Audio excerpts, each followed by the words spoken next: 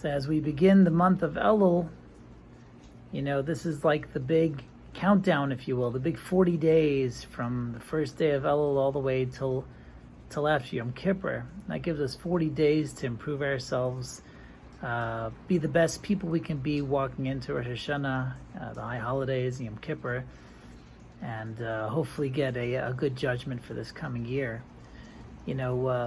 Sometimes people start off this month not quite knowing what they're supposed to be doing. We have to be improving. We know we have to be doing something right, but what's the direction to take? Where do we start? And a great piece of advice I once heard is just to start something small. Start doing something positive, small, that you know you can do easily, and just start putting that into your routine. Like I once heard that there was one Jew I knew, he started studying every day after his morning prayers. He would study for like 5 or 6 minutes every day. That's what he started. New thing. He never had time. He used to always, finish his services and run out and go to work, run wherever he had to run. Now he started a new thing. He sits down 5-6 minutes. He studies something. What can you accomplish in 5-6 minutes? This guy started doing it for years and years, and before you know it, he actually started accomplishing a ton in those 5-6 minutes.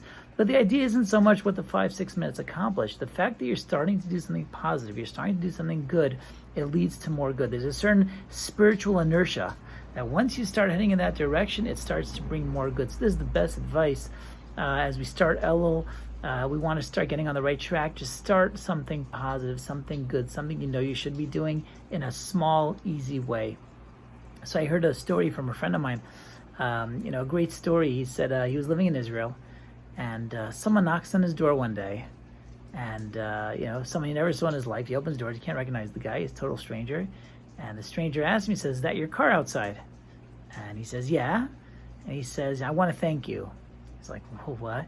He's like, "Because of you, I became a Baal Tshuva. I reconnected with my heritage." He says, "What are you talking about? I never met you before." He's like, No, you did. And let me tell you what happened.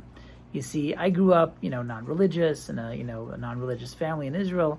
And, I was having a very hard time. I remember I was going through a very, very difficult day. Nothing was working out for me financially, family, everything was just falling apart.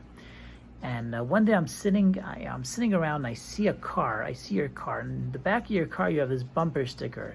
And the bumper sticker in Hebrew said, "Ein od milvado." And what that means is there's no one else but him. Anyway, I see the sticker and I don't know what it means. So I asked some guy who's standing around, happens to be a religious fellow. I asked him what the sticker means, and the guy explains, "Ein od milvado" is an expression, we actually say it all the time, that refers to Hashem, how there's no one besides Hashem. Everything that happens in this world happens because God wanted it to happen. There's no chance, there's no just happen that way, there's no coincidence. God wanted everything to happen. There's a reason, there's a plan, he's running the show, he's on top of everything. And the minute he said that idea, I started thinking about it.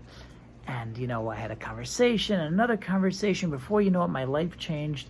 I became religious. My family, my kids started going to, religious day schools. And just my whole life changed completely because of your bumper sticker. And, now that I pass by on the street and I see your bumper sticker, I decided to come in and say hello. But just, everything changed because of that. And he says, "Wow, bumper sticker." You start to think about, what did the bumper sticker do already? It's such a small thing. What did he do? What was he trying to do with that bumper sticker? I'm not sure. Was he trying to, teach the world, about that there's Hashem? I don't know what he was trying to accomplish. But the point is, you see the value of a small act, a small nothing act. Look what an effect it had on this person, on his life, on his family, on generations to come.